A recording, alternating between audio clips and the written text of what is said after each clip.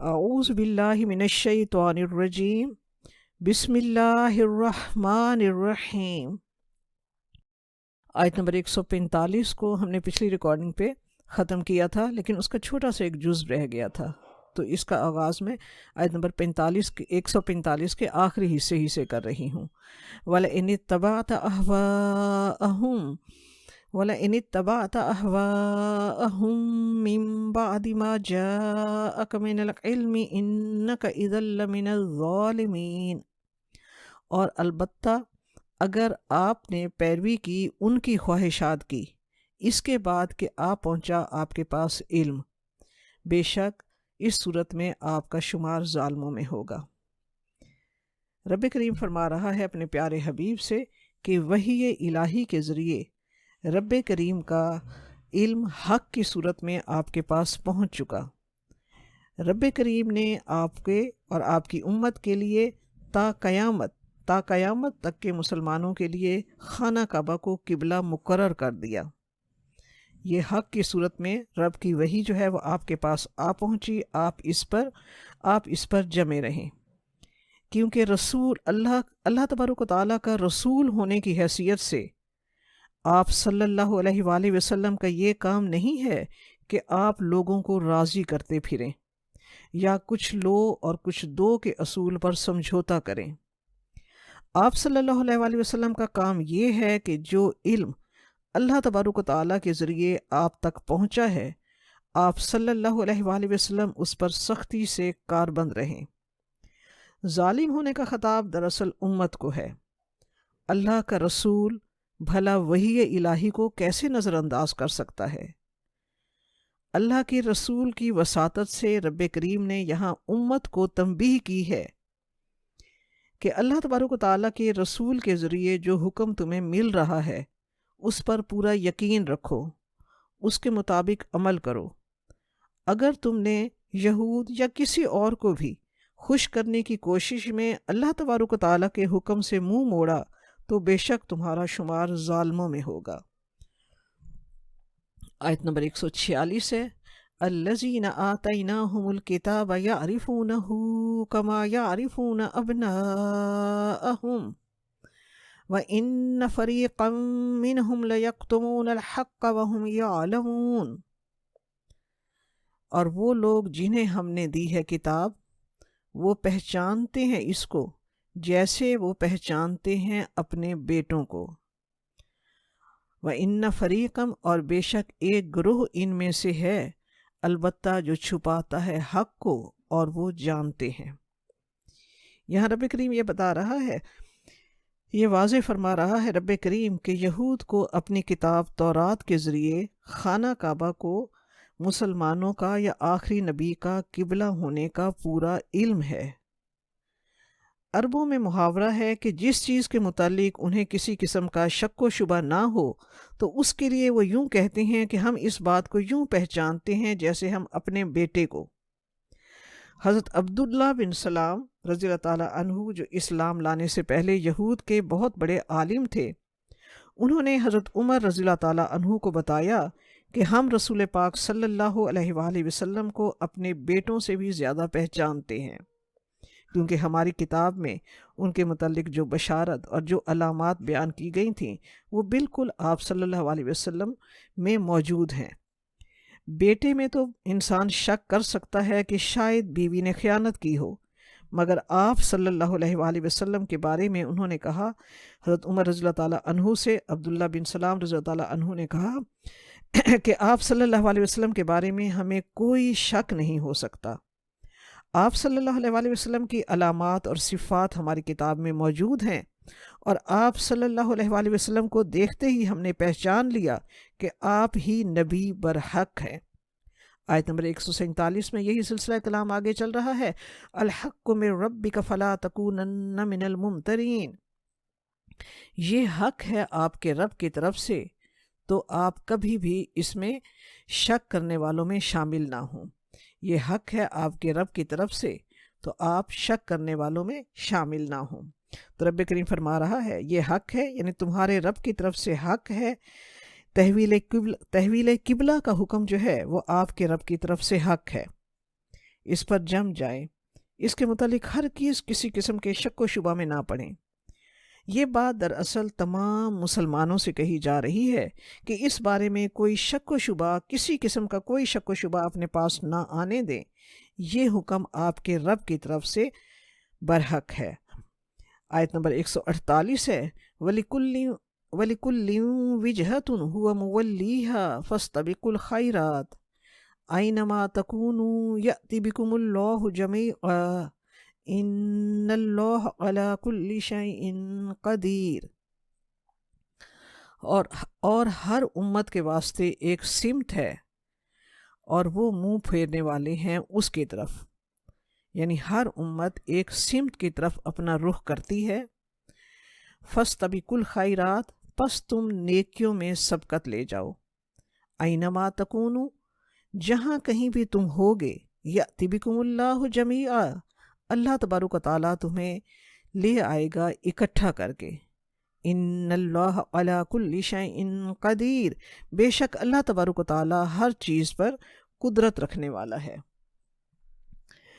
تفسیر ابن کثیر میں ہے کہ حضرت عبداللہ بن عباس رضی اللہ عنہ فرماتے ہیں کہ اس کا مطلب یہ ہے وَلِكُلِّ وِجْهَةٌ هُوَ مُوَلِّيهَا، اس کا مطلب یہ ہے کہ ہر مذہب والوں کا ایک قبلہ ہے۔ اس کا مطلب یہ ہے کہ ہر مذہب والوں کا ایک قبلہ ہے، لیکن سچا قبلہ وہی ہے جس پر اے مسلمانوں تم ہو۔ ابو عالیہ رحمۃ اللہ علیہ کا قول ہے کہ یہود کا بھی ایک قبلہ ہے، نصرانیوں کا بھی قبلہ ہے، اور تمہارا بھی قبلہ ہے، لیکن ہدایت والا قبلہ وہی ہے جس پر مسلمانوں تم ہو۔ تو رب کریم فرما رہا ہے مسلمانوں سے پہلے جتنی امتیں ہیں سب کے لیے اللہ تبارک و تعالیٰ نے عبادت کا ایک رخ مقرر کیا ہے۔ اگر رسول خدا نے اپنے رب کے حکم سے اپنا قبلہ مقرر کر لیا تو اس میں تم یوں اعتراضات کی بوچھاڑ کر کے بات کو کیوں اچھال رہے ہو؟ مسلمانوں کو ہدایت کی جا رہی ہے رب کی طرف سے کہ ان کی بحثوں میں الجھ کر بے فائدہ کاموں میں نہ پڑو، بلکہ اصل کام، دین کے اصل کاموں میں لگ جاؤ۔ فاستبقوا الخیرات، نیکی کے کاموں میں ایک دوسرے سے سبقت لے جانے کی کوشش میں اپنی تمام تر محنتیں صرف کر دو۔ رب کریم نے خانہ کعبہ قبلہ کی صورت میں تمہارے لیے ایک رخ متعین کر دیا ہے۔ یہ عبادات کا ظاہر ہے۔ ایک ہوتا ہے عبادات کا باطنی رخ بھی، اس طرف اپنی پوری توجہ دو۔ عبادات میں خشوع و خضوع، حضور قلب، رقت، اور عبادات میں اخلاص پیدا کرنے کی کوشش کرو۔ نیکیوں کے کاموں میں ایک دوسرے سے آگے بڑھنے کی کوشش کرو۔ ان بحثوں میں پڑھ کر اپنے وقت اور اپنی قوتوں کو ضائع مت کرو۔ جو نیکیاں اصل مقصد ہیں، نماز، روزہ، ذکر الہی، خلق خدا کے ساتھ نیکی، ان کاموں میں ایک دوسرے سے آگے بڑھنے کی کوشش کرو اور اسے ہی نیکی سمجھو۔ لیکن اصل میں جب انسان نفسانی خواہشات کے تابع ہو جاتا ہے تو نیکیاں کرنا مشکل ہو جاتا ہے۔ اس میں نفس پر قابو پانا پڑتا ہے، خواہشات قربان کرنی پڑتی ہیں، جو ان معترضین کے بس کا روگ نہیں ہے۔ اس لیے ان کو ان کے حال پر چھوڑ دو اور تمہیں جو حکم دیا جا رہا ہے اس میں شک و شبہ کے بغیر پوری قوت کے ساتھ اور تندہی کے ساتھ حق کے راستے میں نیکیوں میں آگے سے آگے بڑھنے کی کوشش کرو۔ اللہ تبارک و تعالیٰ تمہیں قیامت کے دن اپنے سامنے حاضر کرے گا، وہاں یہی نیکیاں اور نیکیوں کا اصل باطن اور نیکیوں کی اصل روح اور نیکیوں کا صحیح اخلاص ہی کام آئے گا۔ نیکی کرنے کے لیے آخرت کا تصور جو ہے وہ انسان کے لیے نیکی کرنے کے کاموں کے لیے بہت معاون ثابت ہوتا ہے۔ اللہ تبارک و تعالیٰ کے سامنے حاضری کا عقیدہ اور خیال ضروری ہے۔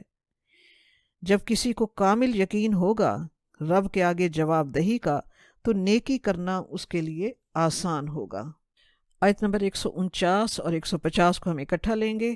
وَمِنْ حَيْثُ خَرَجْتَ فَوَلِّ وَجْهَكَ شَطْرَ الْمَسْجِدِ الْحَرَامِ، اور جہاں کہیں سے تم نکلو تو اپنا فولی وجہ کا تو پھیر لو اپنے چہرے کو مسجد الحرام کی طرف۔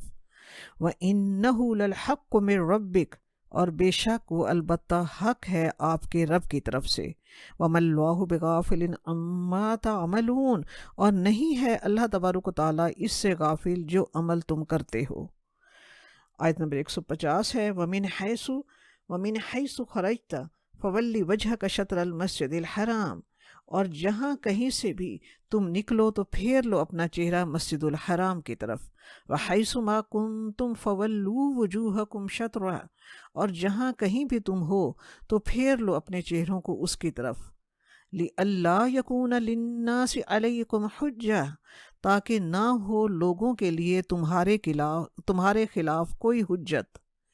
إِلَّا الَّذِينَ ظَلَمُوا مِنْهُمْ، سوائے ان لوگوں کے جنہوں نے ظلم کیا ان میں سے۔ فَلَا تَخْشَوْهُمْ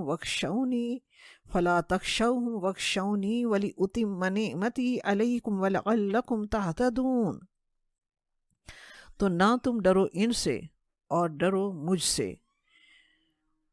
وَلِأُتِمَّ، تاکہ میں پوری کروں نعمتی، اپنی نعمت کو، علیکم تم پر، وَلَعَلَّكُمْ تَهْتَدُونَ، اور تاکہ تم ہدایت پاؤ۔ ہم دیکھتے ہیں کہ تحویل قبلہ کا یہ حکم ان 2 رکوع میں 3 مرتبہ دہرایا گیا ہے۔ تحویل قبلہ کا حکم اصل میں جب آیا اس وقت آپ صلی اللہ علیہ وآلہ وسلم حالت حضر یعنی حالت قیام میں مدینہ منورہ میں تھے، جس وقت یہ حکم دیا گیا، اور رب کریم نے فرمایا فَوَلِّ وَجْهَكَ شَطْرَ الْمَسْجِدِ الْحَرَامِ، آپ اپنا رخ جو ہے مسجد الحرام کی طرف پھیر لیں۔ اور رب کریم نے اس کے ساتھ اس کی وجہ بیان فرمائی کہ ہم آپ کا چہرہ بار بار آسمان کی طرف اٹھتا ہوا دیکھتے ہیں، تو ہم آپ کو آپ کے اس قبلے کی طرف پھیر دیں گے جو آپ صلی اللہ علیہ وسلم کی پسند ہے۔ دوسری بار دہرایا گیا اس لیے کہ چونکہ تبدیلی قبلہ کا حکم کوئی عام اور معمولی حکم نہیں تھا، اس لیے اسے دہرایا گیا کہ چاہے سفر کی حالت میں ہو، چاہے قیام کی حالت میں ہو، اور جہاں کہیں بھی تم ہو مسلمانوں، وَحَيْثُ مَا كُنْتُمْ فَوَلُّوا وُجُوهَكُمْ شَطْرًا، تو سفر ہو یا حضر ہو، دور ہو یا نزدیک ہو، حالت نماز میں تمہارا رخ خانہ کعبہ ہی کی طرف ہونا چاہیے۔ اور پھر تیسری مرتبہ دہرایا گیا، رب کریم نے فرمایا، اور اس کی وجہ ساتھ بیان فرمائی رب کریم نے، لِأَلَّا يَكُونَ لِلنَّاسِ عَلَيْكُمْ حُجَّةٌ، تاکہ لوگوں کے پاس تمہارے خلاف کوئی حجت نہ رہے۔ ورنہ اہل کتاب اور مشرکین کو تم پر اعتراض کے لیے حجت مل جائے گی، اور ان کا یہ اعتراض بجا ہوگا، کیونکہ اہل کتاب نے اپنی کتابوں میں پڑھا تھا کہ نبی آخر الزماں کا قبلہ خانہ کعبہ ہوگا، اور اگر تم نے خانہ کعبہ کی طرف رخ کر کے نماز نہیں پڑھو گے تو وہ یہ کہنے میں حق و جانب ہوں گے کہ یہ وہ نبی نہیں ہے جس کی بشارت ہماری کتابوں میں دی گئی ہے، اور مشرکین کو یہ حجت نہ ملے کہ وہ یہ کہیں کہ دعوت ملت ابراہیمی پر ہونے کا کرتے ہیں اور ان کے قبلہ کو قبلہ نہیں سمجھتے۔ اللہ تبارک و تعالیٰ نے ان کی تمام حجتوں کا جواب دے دیا، لیکن رب کریم آگے فرماتا ہے إِلَّا الَّذِينَ ظَلَمُوا مِنْهُمْ، لیکن اس تمام کے باوجود بھی ناحق شناس لوگ اب بھی شور و غوغا کرتے رہیں گے، اس لیے ان پر توجہ نہ دو، وہ لائق اتفاق نہیں ہیں۔ اور یہی کیا کہ اللہ تبارک و تعالیٰ کی طرف سے تمام تر اعتراضات کا جواب مل جانے کے باوجود بھی بے انصاف اور حد دھرم لوگوں نے تحویل قبلہ کے بعد اعتراض کرنا نہ چھوڑا۔ یہود نے یہ اعتراض کیا کہ ہمارے قبلہ کی حقانیت ظاہر ہونے اور اسے تسلیم کر لینے کے بعد اب محض انہوں نے ضد اور حسد کی بنا پر اسے چھوڑ دیا ہے، اور مشرک یہ کہنے لگے کہ ہمارے قبلے کا حق ہونا انہیں اب معلوم ہوا ہے تو اسے انہوں نے اختیار کر لیا ہے۔ اس طرح ہماری اور بھی کئی باتیں یہ ایسا ایسا مان لیں گے، لہٰذا اے نبی صلی اللہ علیہ وآلہ وسلم، آپ ان لوگوں کی باتوں کی طرف توجہ نہ دو اور نہ ان سے ڈرنے کی ضرورت ہے۔ فلا تخشوہم واخشونی، ان سے نہ ڈرو، واخشونی، مجھ سے ڈرو۔ ان معترضین کے اعتراضات الا الذین ظلموا، رب کریم نے ان کے پاس کوئی حجت نہیں چھوڑی، لیکن اس کے باوجود جو ظالم ہیں وہ ہر صورت میں، ناحق شناس لوگ جو ہیں وہ ہر صورت میں اعتراضات کرتے ہی رہیں گے۔ اس لیے رب کریم نے فرمایا ان سے مت ڈرو، ان کی ان باتوں کو لائق التفات مت سمجھو، اور کیا کرو؟ وخشونی، مجھ سے ڈرو۔ ان ظالموں کے شبہ میں ڈالنے سے تم شک میں نہ پڑو، ان باغیوں کی سرکشی سے تم خوف نہ کھاؤ، ان کے بے جا اعتراضات کی پرواہ نہ کرو، صرف میری ذات کا ڈر رکھو۔ وخشونی، میری ذات کا ڈر رکھو، ڈرتے رہو اس بات سے کہ کہیں میرے احکامات کی مخالفت نہ ہونے پائے۔ کہ خانہ کعبہ قبلہ کا مقرر کیا جانا، جہاں اس میں ایک مصلحت تھی، جہاں اس میں ایک مصلحت یہ بھی تھی کہ لوگوں کی زبانیں بند ہو جائیں، وہاں یہ بھی رب کریم کی اس میں یہ بھی حکمت تھی کہ تم پر رب کریم اپنی نعمتیں پوری کر دے۔ رب کریم نے اپنی نعمتیں تم پر پوری کی۔ بذات خود خانہ کعبہ کا قبلہ مقرر کیا جانا رب کریم کی طرف سے تمہیں ایک بہت بڑی نعمت کا مل جانا ہے۔ اس سے ملت اسلامیہ کو ایک مخصوص اور محسوس مرکز عطا کیا گیا ہے جو ان کی توجہات اور عبادات کا مرکہ ہو، اور یہ اس بات کا اعلان ہے کہ دنیا کی قیادت اب بنی اسرائیل سے منتقل ہو کر بنی اسماعیل میں آ گئی ہے۔ یہ سرفرازی اور یہ شرف بذات خود بہت بڑی نعمت ہے، اور خود خانہ کعبہ کا مسلمانوں کے لیے ایک مرکز آج بھی غیر مسلم دنیا کو ورطہ حیرت میں ڈال دیتا ہے۔ جہاں دنیا کا سب سے بڑا اجتماع ہوتا ہے، اس کے ارد گرد جب لوگ طواف کرتے ہیں تو انسانوں کا ٹھاٹھے مارتا ہوا سمندر اسلام کی قوت اور شان اور مرکزیت کا بہترین مظاہرہ ہوتا ہے۔ پھر ایسا لگتا ہے کہ خانہ کعبہ پوری کائنات کا دل ہے جو ہر ایک کو روحانی قوت دے رہا ہے۔ بعض لوگوں کے بارے میں دیکھا گیا ہے کہ ان کی زندگی کا رخ اللہ تبارک و تعالیٰ سے پھرا ہوا ہوتا ہے، مگر جب ان کی پہلی نظر خانہ کعبہ پر پڑتی ہے تو تھرا جاتے ہیں اور اللہ تعالیٰ کی طرف متوجہ ہو جاتے ہیں۔ ایک عالم نے لکھا کہ ایک مرتبہ ایک نوجوان مصر سے آیا، سوشلسٹ تھا، اس کے دل میں ایمان نہیں تھا، وہ سارا راستہ احرام باندھے دین اور دین اسلام کے بارے میں الٹی سیدھی باتیں کرتا ہوا آیا، مگر جب مسجد الحرام خانہ کعبہ میں داخل ہوا تو اس کی نظر خانہ کعبہ میں جب مسجد الحرام میں داخل ہوا اور اس کی نظر خانہ کعبہ پر پڑی تو مسلسل 12 گھنٹے دھاڑے مار مار کر روتا رہا، اس کی کایا پلٹ گئی۔ یہ ہے رب کی طرف سے مسلمانوں پر اپنی نعمت کی بارش کی ابتدا، اور رب کریم نے اپنی نعمتوں کی انتہا کی۔ اللہ تبارک و تعالیٰ نے اس امت کو اپنا پیارا حبیب حضرت محمد صلی اللہ علیہ وآلہ وسلم ان میں مبعوث کر کے رب کریم نے نعمتوں کا اتمام کیا۔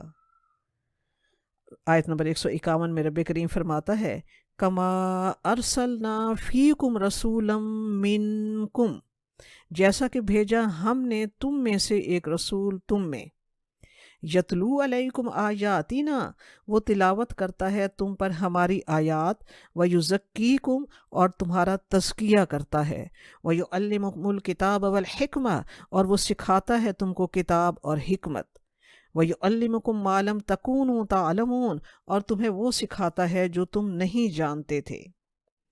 اللہ تبارک و تعالیٰ نے اپنی نعمتوں کا ذکر کرتے ہوئے یہاں اپنی سب سے بڑی نعمت کا ذکر کیا کہ میں نے تم میں اپنا نبی مبعوث فرمایا۔ لَقَدْ مَنَّ اللَّهُ عَلَى الْمُؤْمِنِينَ إِذْ بَعَثَ فِيهِمْ رَسُولًا مِّنْهُمْ، بے شک احسان کیا ہے رب کریم نے مومنین پر کہ جب رب کریم نے ان میں اپنا رسول مبعوث فرمایا۔ ہم نے آیت نمبر 129 سورت بقرہ میں پڑھی تھی، وہاں حضرت ابراہیم علیہ السلام نے دعا کی تھی کہ رب کریم ان میں ایک رسول مبعوث فرما جو ان میں تیری آیات پڑھے، جو انہیں کتاب و حکمت کی تعلیم دے اور ان کا تزکیہ کرے۔ حضرت ابراہیم علیہ السلام کی دعا قبول کرتے ہوئے رب کریم نے خبر دی کہ میں نے تمہیں میں سے اپنا ایک رسول جو ہے وہ مبعوث کر دیا ہے۔ حضرت ابراہیم علیہ السلام کی دعا کا ظہور 3000 سال بعد ہوا۔ وہاں حضرت ابراہیم علیہ السلام نے جو دعا مانگی تھی اس میں حضرت ابراہیم علیہ السلام نے فرمایا تھا ربنا وابعث فیہم رسولا منہم یتلو علیہم آیاتک ویعلمہم الکتاب والحکمت ویزکیہم۔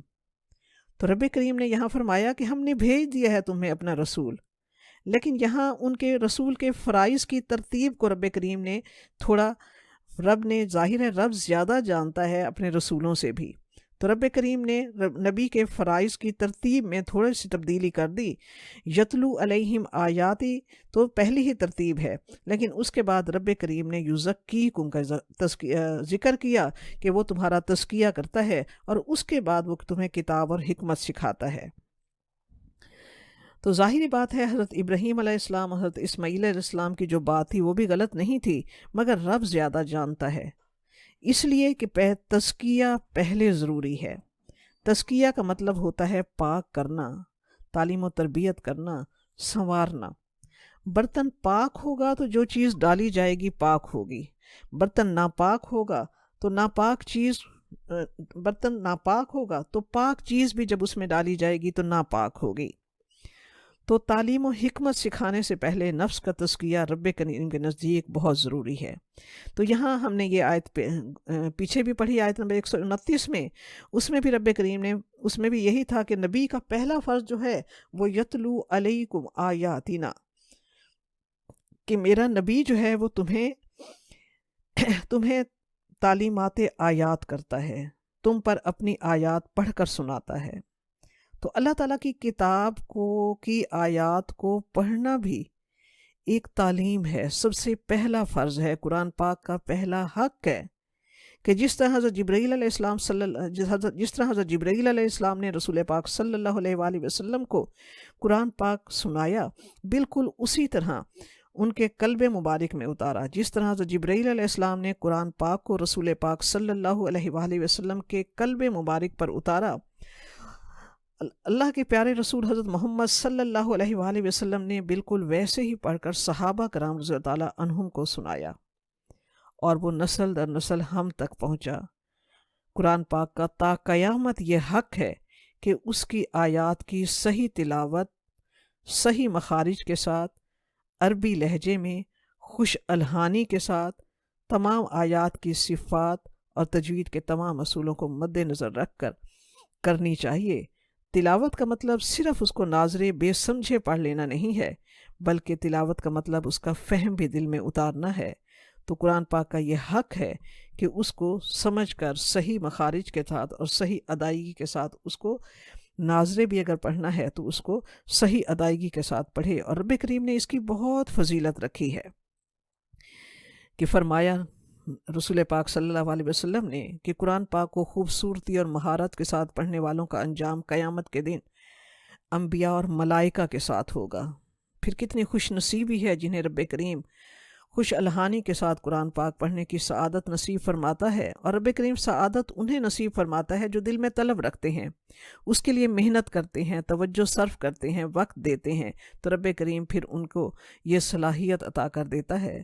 اور پھر خوش الحانی کے ساتھ قرآن پاک پڑھنے والوں کا قرآن پاک جو ہے رب کریم خود سنتا ہے۔ اللہ تبارک و تعالیٰ ہر مومن مسلمان کو یہ سعادت نصیب فرمائے۔ پھر رب کریم نے فرمایا وَيُزَكِّيهِمْ، اور تزکیہ کرتا ہے ان کا۔ تو تزکیہ یعلمہم الکتاب والحکمہ، یعنی کتاب و حکمت کی تعلیم دینے سے پہلے نفس کا تزکیہ بہت ضروری ہے۔ تزکیہ ہوتا ہے سوچوں کو پاک کرنا، نیت کو صاف کرنا۔ سوچ اور نیت پاک ہوگی تو تعلیم کتاب و حکمت مفید ہوگی، ورنہ گمراہی میں اضافہ ہوگا۔ نیت ٹیڑھی ہوگی تو گمراہی بڑھتی چلی جائے گی۔ تزکیہ کا مقصد اور تزکیہ کا نتیجہ جو ہے وہ اخلاص ہے، خلوص، سچائی اور نیت کی درستگی ہے، سوچ کی درستگی ہے۔ اگر یہ نہ ہو تو کوئی جتنا بڑا عالم ہو اتنا بڑا شیطان بن سکتا ہے۔ اس لیے تزکیہ پہلے ضروری ہے کہ بندے کو ان چیزوں سے پاک کر دے، ان منفی سوچوں سے پاک کر دے جو ہدایت کے راستے کی رکاوٹ بن سکتے ہیں۔ تزکیہ سے انسان کے سمجھنے کی قوت اور استعداد بڑھتی ہے، روحانی قوت میں اضافہ ہوتا ہے۔ تو رب کریم نے فرمایا میں تم میں تمہارا وہ رسول بھیج رہا ہوں جو تم ہی میں سے ہے، جو تمہارا تزکیہ کرتا ہے، تمہیں کتاب و حکمت کی تعلیم دیتا ہے۔ اور دنیا نے دیکھا کہ اس اللہ کے پیارے رسول نے وہ تزکیہ کیا جس نے ان عربوں کی کایا پلٹ دی۔ رب کریم نے فرمایا تم جاہل تھے، اللہ تبارک و تعالیٰ نے تمہیں اپنے پیارے رسول کے ذریعے علم سے نوازا، اللہ تعالیٰ نے تمہیں اس کے ذریعے سے سر بلند کیا۔ عرب کی یہ بدو اور صحرا نشین قوم جو تھی، زمانہ جاہلیت میں یہ ہر وقت لڑتے مرتے اور بدامنی کا شکار تھے۔ اللہ تعالیٰ نے اپنے پیارے رسول کی تعلیمات اور نفس کے تزکیے کے ذریعے سے ان کے دل ملا دیے، آپس میں وہ شیر و شکر ہو گئے۔ اللہ تبارک و تعالیٰ فرما رہا ہے میں نے تم میں اپنا رسول بھیجا جس نے تمہارے نفس کا تزکیہ کر کے تمہارے دل کی زمینوں کو ایسے سینچا کہ تم کیا سے کیا بن گئے۔ یہی بات امیر المومنین حضرت عمر فاروق رضی اللہ تعالیٰ عنہ نے کی۔ جب حج کے موقع پر وہ مکہ مکرمہ گئے تو مکہ مکرمہ کے پہاڑوں سے گزرتے ہوئے وہ پہاڑوں کو دیکھ کر رونے لگے۔ صحابہ کرام رضی اللہ تعالیٰ عنہم نے پوچھا امیر المومنین آپ کیوں روتے ہیں؟ حضرت عمر فاروق رضی اللہ تعالیٰ عنہ نے فرمایا یہ وہی جگہ ہے جہاں میرا باپ خطاب مجھے بے دردی سے مارا کرتا تھا۔ وہ مجھے اونٹ چرانے کو دیا کرتا تھا اور اونٹ مجھ سے بھاگ جاتے تھے، سنبھالے نہیں جاتے تھے مجھ سے۔ میرا والد مجھے مارتا اور کہتا اے عمر تم زندگی کیسے گزارو گے؟ تم تو ایک اچھے چرواہے بھی نہیں بن سکتے۔ وہ شخص جو ایک اچھا چرواہا بننے کے لائق نہیں تھا، محمد صلی اللہ علیہ وآلہ وسلم کی تعلیمات قدسیہ نے ایسا تزکیہ کیا کہ وہ ناکام چرواہا امیر المومنین اور عمر فاروق رضی اللہ تعالیٰ عنہ بن گئے۔ حضرت ابو ذر غفاری رضی اللہ تعالیٰ عنہ جو سابقین اور اولین میں سے تھے اور رسول پاک صلی اللہ علیہ وآلہ وسلم کو ان سے پیار بھی بہت تھا، ایک دن انہوں نے حضرت بلال رضی اللہ تعالیٰ عنہ کو صرف اتنا کہا او کالی ماں کے بیٹے۔ آپ صلی اللہ علیہ وسلم نے فوراً ان کی گرفت فرمائی اور فرمایا کہ ابھی تک تم میں جاہلیت کا اثر باقی ہے۔ اس طرح اللہ کے پیارے رسول نے صحابہ کرام کی، مسلمانوں کی اس طرح تربیت کی، تعلیم کی۔ حضرت ابو ذر غفاری رضی اللہ عنہ اسلام لانے سے پہلے ایک ڈاکو قبیلے سے تعلق رکھتے تھے، ان کا پورا خاندان ڈاکو تھا، لیکن اسلام لانے کے بعد نفس کا ایسا تزکیہ اور ایسی تعلیم و تربیت ہوئی کہ جب وہ وفات پا رہے تھے تو اپنے گھر کے معمولی برتن دیکھ کر رونے لگے، فرمایا میں ان چیزوں کے بارے میں اللہ تعالیٰ کو کیا جواب دوں گا؟ غور کریں، وہ لوگ جو پہلے چور اور ڈاکو تھے ان کی زندگیاں ایسے سنور گئیں کہ ہر لمحہ اللہ تبارک و تعالیٰ کے سامنے جواب دہی کے خیال کے ساتھ انہوں نے زندگی کا ہر قدم اٹھایا۔ اسی طرح کچھ لوگ میدان جنگ میں گئے اور بھاگ کر آ گئے اور آپ صلی اللہ علیہ وسلم سے فرمایا یا رسول اللہ نحنو فراریون، ہم تو میدان جنگ سے بھاگے ہوئے ہیں۔ آپ صلی اللہ علیہ وسلم نے فرمایا نہیں، بل انتم قراریون، نہیں تم پلٹ کر حملہ کرنے والے ہو۔ تم اپنے جرم سے توبہ کر کے اور آئندہ کے لیے یہ عزم لے کر آئے ہو کہ آئندہ ہم میدان جنگ سے کبھی فرار نہ ہوں گے۔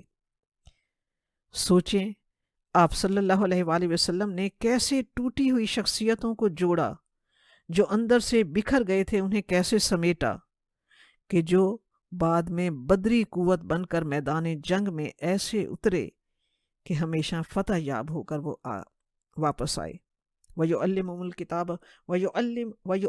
الْكِتَابَ وَالْحِكْمَةَ، تمہیں اللہ تعالیٰ کی کتاب اور حکمت کی تعلیم دیتا ہے۔ جب نفس کا تزکیہ ہو جاتا ہے، تعلیم اور تربیت ہو جاتی ہے، تو اللہ تعالیٰ کی کتاب کی حکمتیں سمجھ آنے لگ جاتی ہیں۔ اللہ تعالیٰ کی کتاب پر درست طریقے سے عمل کرنے کا ڈھنگ آ جاتا ہے، یعنی پھر قرآن پاک کا ایسا بیان اور ایسی تفصیل دل میں اتر جاتی ہے کہ پھر وہ اللہ تعالیٰ کے احکام عمل کے ایسے سانچے میں ڈھلتے ہیں جیسے کتاب نازل کرنے والے کا منشا ہے۔ مفسرین کہتے ہیں کہ کتاب کے ساتھ جب حکمت کا لفظ آئے تو اس سے مراد رسول پاک صلی اللہ علیہ وآلہ وسلم کی سیرت طیبہ ہے، آپ صلی اللہ علیہ وسلم کی سنت مطہرہ ہے، اور کتابوں اللہ تعالیٰ کی کتاب کی حکمت کی عملی تصویر یقیناً رسول پاک صلی اللہ علیہ وسلم کی سیرت طیبہ اور سنت مطہرہ ہے۔ وَيُعَلِّمُكُم مَّا لَمْ تَكُونُوا تَعْلَمُونَ، رب کریم نے فرمایا اور تمہیں وہ باتیں بتاتا ہے اور وہ علم سکھاتا ہے جو تم اس سے پہلے نہیں جانتے تھے۔ صرف قرآن و حکمت کی تعلیم ہی نہیں، اللہ کا پیارا رسول تمہیں زندگی کی تعلیم دیتا ہے، وہ باتیں سکھاتا ہے جو تم اس سے پہلے نہیں جانتے تھے۔ آپ صلی اللہ علیہ وسلم کی زندگی سراپا علم تھی۔ حضرت ابو ذر غفاری رضی اللہ عنہ فرماتے ہیں کہ آپ صلی اللہ علیہ وآلہ وسلم ہمیں اڑتے ہوئے پرندے کا علم بھی دیا کرتے تھے کہ وہ کیسے پر پھیلاتا ہے اور کیسے پر سمیٹتا ہے۔ اللہ تبارک و تعالیٰ کے پیارے رسول نے ہمیں عقل کا استعمال کرنا سکھایا، پھر زندگی جینے کا وہ ڈھنگ سکھایا جو اس سے پہلے جس سے وہ ناآشنا تھے۔ ایک مرتبہ ایک بادشاہ نے لوگوں کے علاج کے لیے آپ صلی اللہ علیہ وآلہ وسلم کے پاس ایک حکیم بھیجا۔ وہ بیچارہ 6 ماہ تک مدینہ منورہ میں بیٹھا رہا مگر کوئی مریض نہ آیا۔ آپ صلی اللہ علیہ وسلم کے پاس آ کر اس نے عرض کیا، یا رسول اللہ، اس طرح تو میں اپنا کام بھی بھول جاؤں گا۔ آپ صلی اللہ علیہ وآلہ وسلم نے فرمایا، ہمیں طبیب کی ضرورت نہیں ہے، اس لیے کہ ہم وہ قوم ہیں جو اس وقت تک کھانا نہیں کھاتے جب تک سخت بھوک نہ لگ جائے، اور جب ہم کھاتے ہیں تو پیٹ بھر کر نہیں کھاتے بلکہ بھوک رکھ کر کھاتے ہیں، ہمیں حکیم کی ضرورت نہیں ہے۔ یہ وہ اہم طبی اصول ہے جس کو آج کی میڈیکل کی جدید سائنس بھی جھک کر سلام کرتی ہے۔